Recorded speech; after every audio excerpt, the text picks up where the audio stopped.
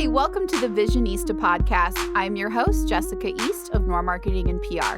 This podcast is for entrepreneurs where we talk about business and work-life balance.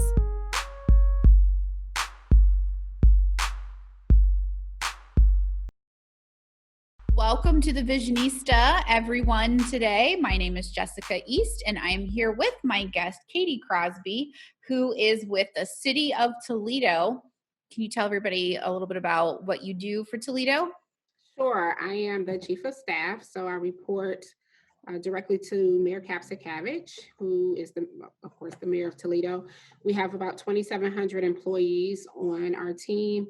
Our community is a little under 275,000 people in population, 82 square miles. So in terms of population size, we're the fourth largest city and the second in terms of land mass. And my responsibility is to handle day-to-day operations all the way from the finances to how we're delivering services to the community. Awesome. And you used to be here in Dayton. That was actually where we first met. So what I wanted to talk about today was kind of women, not kind of, but, being a lady leader and, what it takes to keep moving to the next step and, bettering yourself, bettering your organizations. How do you get that? Because I know the glass ceiling is a term that has been around for a long time, and it's still there kind of, but it is still there in some places, but you and other women are really moving up and you're doing really, really well for yourself. So, thank you for taking the time to chat with us today. What makes being a lady leader special? I like to think that women get things done.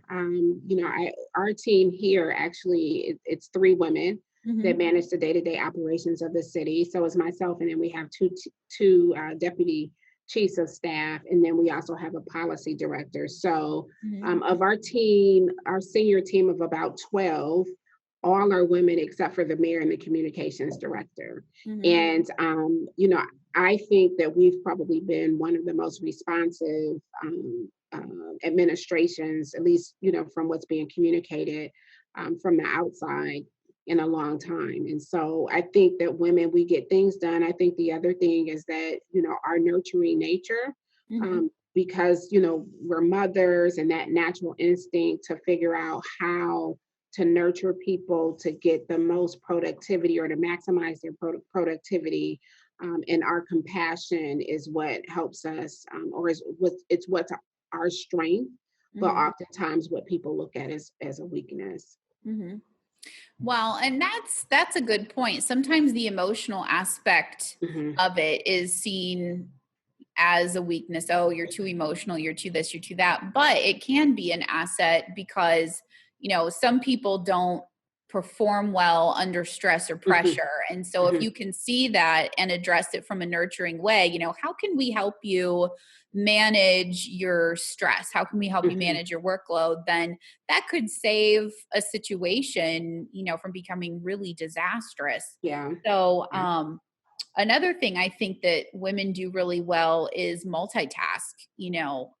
My husband and I talk about this all the time. He has to focus on just one thing and get it done. I'm over here swinging from the chandeliers doing 7 things at once. So, and usually they turn out pretty okay. So, I think that's something we're just so used to juggling all the time, work things, family things, kid things, friend things, sometimes school things. That translates over into professional life as well with to-do lists and things like that. So you have been working for a while. I will not out you unless you want to tell everybody how long you've been professionally working. But the road to the top is not quick and easy. Right. Do you have any tips to share with someone who's maybe in the middle of it or just starting out? And if you want to share your own road to where you are today, that would be wonderful too.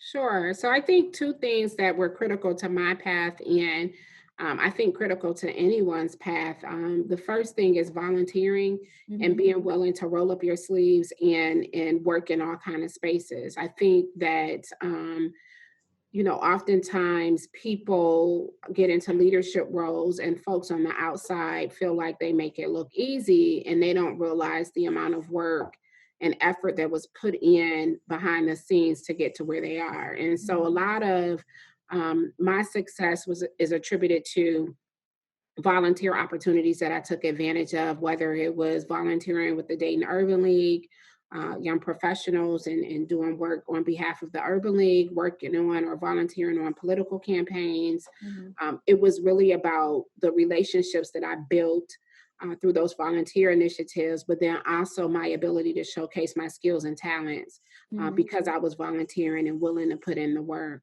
The second thing is, I've had sponsors. And so that's one thing that, I didn't realize that I had, or I didn't know the name of it. And so now, in the role that I am in now, as I try to mentor and support and sponsor other people, I recognize who those sponsors were. Even from the moment that I graduated from college, I was pregnant, and my first job was an internal auditor, and I had to travel. And I called, there was a woman, African American woman, that was hiring me. And I said, I'm not going to be able to take the job. I just found out I was pregnant. And I didn't feel like at the time I had a support system. And she said, no, you're going to take this job. Women do it all the time. And Mhm. that's what kicked off my career. It was, when I got to, after that job, my sponsor was Dr. Jack Dustin at Wright State. And I was in the graduate program there. And when I got ready to graduate, he said, hey, you did a great job in your graduate research assistantship. We want to create an opportunity for you here at Wright State. And then it was Commissioner Dean Lovelace who sponsored me to come over to the Human Relations Council at the city of Dayton, where I spent 12 years. And then it was Mayor Nan Whaley who sponsored me, or she has her podcast, Climb and Carry, that said, hey, this mayor is looking for a chief of staff. I recommended that he contact you. And so all along, you have these folks that, because you volunteer or because you get engaged in the community and you go the extra mile, that they see something in you, and then that exposes you to opportunities. So it's about using your being willing to volunteer and, Mhm. and work in all different spaces, but then as you network, having those individuals sponsor you for opportunities. Mhm. No, and that's a good point. Giving back to the community is always a good idea if you're able to swing that. It's not always about writing a check. Hmm. Sometimes, like nonprofits need that, don't get me wrong, but sometimes they just need a pair of hands to Hmm. help with something. So, Absolutely. that's absolutely awesome. And I really like that, you called to say, "Hey, I don't think I can take this job." And she said, "No, you're going to take the job. You're going to Right. figure it Yeah. I out." mean, yeah. And at the moment when that happened, it was funny, probably in the last few months or last year, that I've been thinking about that, because I don't think it hit me at the time. Like, this is somebody, when I think about my road to success, if that's what you want to call it, for a long time, I didn't recognize that that was the foundation of Mhm. me being able to become a professional. Mhm. So yeah. No, that's awesome. And actually, I don't want to put you on the spot or embarrass you, but that was kind of why I wanted to talk to you today, because we were in WIBN. There was a mentoring program. I don't remember exactly what the name of it was, but you were my mentor for one whole meeting. And we talked. And, when you don't know what you don't know, it's hard to Mhm. ask questions sometimes, Right. because I don't know what I need to ask. There's Right. literally so many things that I don't know.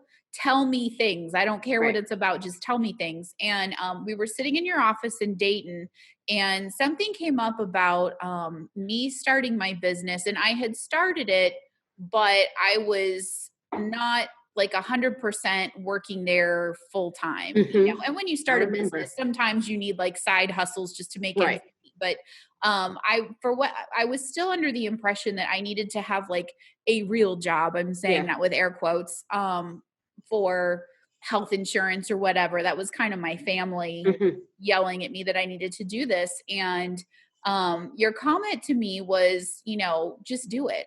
Like, there's never a right time. Just do it and make it happen. And I left your office and I was like, dang it, I'm going to do it. Like, she's absolutely right. If I put it off and I wait for these perfect circumstances, I will never do what I want to Right. do. So Right. I just want to say thank you for being a Oh, part of thank that you. I program. appreciate that. I mean, it's funny how, and just in the midst of conversation, how different things land with different people. So I appreciate you bringing that up. Well, absolutely. I appreciate you being willing to be part of all that. So, and if you're listening, if you've been around, for a couple of years and people ask you to mentor, take Mentor. advantage of Yeah. that. If you're just starting out and you're thinking maybe you need to learn some things, find a mentor, be part of a mentoring program, because you never know. It could be the smallest comment that really sticks the landing and you're like, oh my gosh, and gives you a Yeah. completely new Yeah. perspective on what you need to do. Maybe reprioritize what you're thinking. I don't know about you, I get lost in my feels sometimes, and Yeah. I think I need to do something one way, Yeah. and then something happens. I'm like, wait a minute, I've been thinking about this all wrong. All the Like, I wrong have way. my Yeah. priorities all messed up. Yeah. So, Yeah. you know, my grandma used to say, you can't see the forest through the trees, and Right. that's accurate. You get all bogged down in daily stuff or fears or whatever. Sometimes Absolutely. it takes an outside person to say, hey, this is really what you need to Yeah. focus on, not these other things. Yeah. So, which I guess I do have a question down here. Why is it important to support other women? We've just had two really great memories here of women who've supported us. Why is that important to continue to support? So for me, my passion is really about supporting other women and minorities because we tend to be underrepresented groups. And I was just on a call yesterday about business development, and the reality of it is women and minorities hire women and minorities. And when we're underrepresented, that means that there's not enough of us to help others. Come up in organizations. We miss opportunities to learn the language and the politics Mhm. of organizations because we've just not been represented. And so it's important that so that we create opportunities for others that are coming along.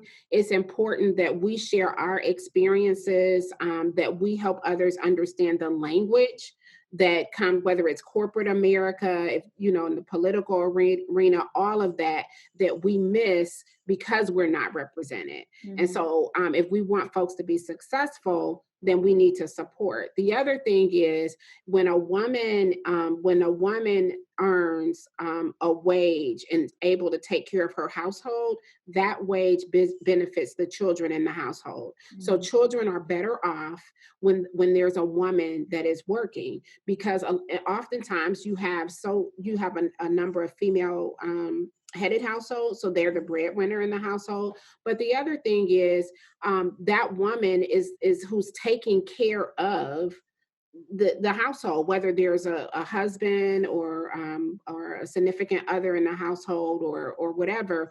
Oftentimes it's the women that are the backbone of the household. And so just the stress and the pressure and the expectation of that requires some level of support for you to be able to understand that there are other people out there experiencing the same thing, and this is how those stressors have been relieved, and you can continue on. And it doesn't mean that you're not worthwhile, or that you don't deserve, or that you lack. It's the nature of who we are as women. And so sharing those experiences helps somebody else go on. It helps build the economic viability of families and community. And then it also helps to create success for other women and minorities that tend to be underrepresented in all aspects of in every sector, whether it's public or private, in the Mhm. workforce. Mhm. And, it's election season. We're not just talking about women being elected to Mhm. positions. This applies to, even just regular private sector Mhm. jobs. Mhm. When women are in the boardroom, when women are in positions of management, Mhm. it's more likely that other women could be promoted and Right. hired and, Exactly. equality amongst pay rates and things. Exactly. So one of the things I wanted to ask you was how to become a leader. We talked on that a little bit, getting involved with some local volunteer opportunities, nonprofits, things like that. Do you recommend, getting a mentor, taking a class? Is there a three-prong approach to Katie's Guide to Becoming a Leader? What would you suggest to someone who's, fresh out of school and they're not seeing the opportunities that they would like to see for themselves? The pandemic's been a little hinky for the job market in many sectors. Mm-hmm. So it's been tough for recent graduates. Even, the year or two before that's been a little tough for recent graduates. What would you suggest to someone who's just starting out, to make a plan to get where they want to go? So, this is not just for young people that are entering their careers. The pandemic actually has set women back because now so many women are exiting the workforce because they're like, I can't balance, teaching my kid, trying to work, and dealing with the family dynamics, Yeah. and in the midst of this pandemic. And so, not only just for young people, but for women too, similar to the program that Women in Business Networking held with the cohort of mentors. I tell my daughter, not only volunteer, but if there's something that you're interested in, reach out to someone that's in that field and say, hey, do you mind if we have 30 minutes? And now it's easy to do it on Zoom. Mm-hmm. Reach out and just, have a list of questions to ask. You don't want anything, but you're learning from them about their experiences and how they navigate. Not only does that build up your breadth and depth of knowledge, but it also gives that individual a sense of who you are. Mm-hmm. And you never know what opportunities are going to come across their desk that they'll say, oh, I talked to this young lady or this young man 2 months ago. Let me see if they might be interested. And so one of the things that I do, I mentor, there's a program on LinkedIn called Everwise. And so I have an opportunity to get introduced to young professionals all across the country and mentor them. Anytime I speak anywhere, anytime I go anywhere, I always tell people I'm always open for a virtual coffee, or we can sit down for a cup of tea or something, just to kind of talk so I can share my experience and maybe I can help you through something. And in return, I learned something from you as well. Mm-hmm. I always give out my email address. And if somebody emails me and say they want to sit down and meet, we get that scheduled. So, it's the networking and the more exposure that you have to people so that they can understand your skill set, your interests, the more opportunities that come your way. And so those are the two things: the volunteering, because that helps you build your skills and gets you exposure, but also just, if you see somebody that's interesting on LinkedIn or when you go to see a speaker, to try to get on their schedule and just say, hey, can we chat for 30 minutes? I just want to pick your brain. Mm-hmm. And don't go to them asking or expecting anything. You never know what the lasting impression that creates. And then when you are given an opportunity, show up and show out. Mm-hmm. I think too often people get an opportunity to showcase their skills and abilities, and they miss that opportunity because you show up late, or when you get there, you don't give your full self to the opportunity, or or it's above you. Whatever it is that they ask you to do, you feel like it's above you, so you don't take advantage of the opportunity. So when you get the opportunity to engage. Mm-hmm. No, those are all really good points. And I want to point out, I had a recording for a podcast a couple days ago. We talked about volunteering. I think a lot of people have the misconception that you can only go volunteer if you're part of a big group. If you're working somewhere and your team volunteers for Habitat for Humanity or the Soup Kitchen or something like that. And there are a lot of places, a lot of corporations that do volunteering together, like for a day or half day or whatever, Mhm. but you don't have to wait for someone else to do that. If there's something you're interested in, the food bank needs help right now. I mean, Mhm. pretty much all the nonprofits need help right Right. now. Right. But you can reach out to people just on your own and say, hey, Mhm. I'm interested. These are my skills. Where could you use me? So I definitely want to encourage anybody listening, if you are interested in something, reach out to that organization because they will take you. You don't need to be part of a group. Right. That's a good idea. And You as far I was as gonna just add one other thing too.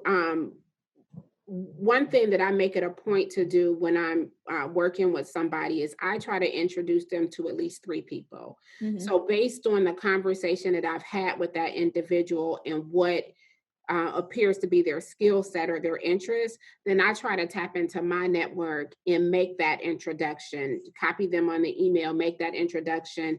I mhm. met this interesting person. I think you might be somebody good for them to talk to. So that's the other thing I always tell people. When you sit down and talk to someone, ask them to introduce you to three other people. Mhm. That is a good rule of thumb in networking and also in mentoring. Make Mhm. sure you're connecting people. And I guess if you are looking for a mentor, reach out. Don't be afraid to reach out. Right. You may get no response at all, but you may get responses from people who are like, hey, yeah, I've got 20 minutes. That's all I've got, but let's Yeah. talk. And maybe Right. that's something that really resonates and helps you along your path. So I guess don't be afraid to reach out to people. Don't be Don't be afraid to afraid. ask for help. I think fear holds a lot of people back in a lot of Mhm. different ways. So, you know, combating that, fighting your fear is a skill that everybody can do Yes. a little better with, I think. Yes. Um, so let me ask you then, perseverance and encouragement, well, perseverance is important, obviously, to make it anywhere. But what encouragement would you give to, my question says the next generation, but maybe it's people who've had to leave the workforce, for a time to school their kids. And then, at some Mhm. point in the next 6 months, 12 months, hopefully not longer than that, they'll be looking at re-entering the workforce. What encouragement would you give to those folks who are looking to make a change? So, when you talk about fear, there's something that says, face, I think it's face everything and run or face everything and rise or something. I think I got the F wrong. Um, face it and rise above it and fight through it. You know, I think oftentimes when you see people in leadership positions, you don't recognize that many of us are dealing with imposter syndrome. So all of us have something that makes us feel inadequate or that we're not good enough. You got to push through it. You got to push through it. And once you'll be surprised once you push through it, that fear, it's just another skill that you learn. The Mhm, other thing is, again, I just cannot stress enough that relationship building. And not just from a networking perspective, but you'll be surprised the support and the experiences that people have that will energize you. And you and I had that conversation years ago, and you said that helped move you to the next step in your business development.